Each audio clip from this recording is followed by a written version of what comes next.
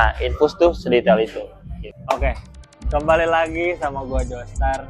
Gua dari Haibon Composite. Di belakang gua dua ini ada Mio Smile sama Mio Sporty. Dan kedua Mio ini itu pakai part-part karbon dari Haibon Composite. Dan di sini gua mau compare beberapa barang karena kedua Mio ini itu ada yang pakai infus, ada yang pakai skinning. Jadi, gua mau compare perbedaan infus sama skinning itu apaan sih? Let's go.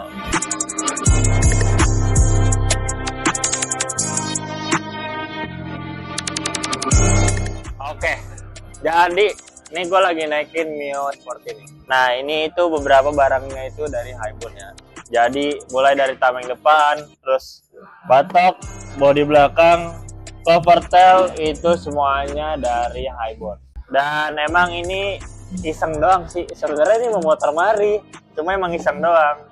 Jadi ya kalau infus tuh ya kalian bisa lihat ya, ini pasti kalau dari serat tuh udah jelas banget ya, serat nut kayak gini nih, nut body orinya tuh pasti detail banget. Jadi kalau infus tuh bener-bener semuanya itu ngikutin body oriannya, jadi udah pasti kalau nut atau lekukan body itu nggak bakal ada yang kelewat sama sekali. Nih sini dah kemarin. Nih biasanya nih ya, nih kalau di skinning nih, ini logo Yamaha-nya nih, dia kan ada lekukan ke dalam. Itu kalau itu nggak bakal kelihatan guys kalau skinning, tapi kalau infus udah pasti kelihatan. Jadi kalau lu lihat detail, nah infus tuh sedetail itu. Gitu. Oke, coba kita review Mio Smile yang ini nih. Nah kalau ini tuh dia ada beberapa part yang infus dan ada yang skinning. Gue mau jelasin dulu. Untuk di bagian part-part karbonnya sini tuh ada spakbor depan, tameng knalpot, cover tail, box filter, sama CVT. Cover CVT-nya tuh dipakein karbon juga. Nah untuk yang infusnya, di sini tuh ada spakbor depan, tameng knalpot, cover CVT, sama box filter. Nah untuk yang skinningnya nih cover tail, gue mau jelasin dulu tentang infus. Nah kemarin kapan ya, owner Mio Smile ini tuh habis crash guys. Jadi ini dia di bagian spakbor depannya nih ada bekas crash nih. Nah hebatnya infus itu kalau lu crash paling yang hancur itu pernis sama resinnya. Jadi di sini retak nih kelihatan. Resinnya hilang ya, resinnya hilang. Tapi kalau misalkan di resin ulang terus di furnish lagi pasti kayak sebelumnya, kinclong lagi dah. Cuma kalau misalkan spakbor lu masih standar, belum tentu sekuat ini. Ini aja crash cuma kayak ginian doang.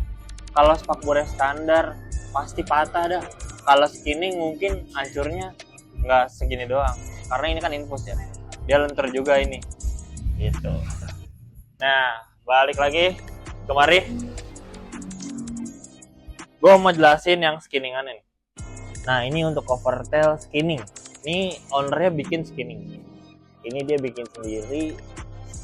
Emang sih kalau dilihat dari look, skinning sama infus sama-sama cakep ya kan. Kalau dari segi visual doang ya, visual emang cakep banget, sama lah gitu 11-12. Tapi kalau lo lihat dari segi detailnya kayak gini nih, ini nut body sama cover tail tuh nabrak. Ini nabrak nih dia. Nabrak. Coba kalau nih yang sporty, ini dia infus cover tailnya. Tuh. Dia nggak nabrak sama sekali. Jadi bener-bener kayak body oriannya, nggak bakalan nambah daging. Kalau skinning kayak gini nih, ini tuh udah pasti nambah daging. Jadi kalau misalkan apalagi produsen-produsen yang pakai resinnya tuh tebal banget ya, biasanya tuh aduh, jadi apa ya, body tuh kurang cakep, kurang cantik kayaknya. Jadi sebenarnya skinning sama infus tuh punya kelebihannya masing-masing.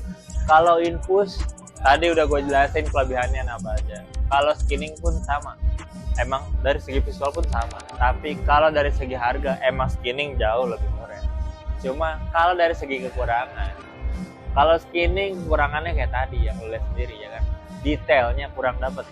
Tapi kalau infus kelebihannya tidak dapat, kekurangannya harganya emang lebih mahal daripada skinny.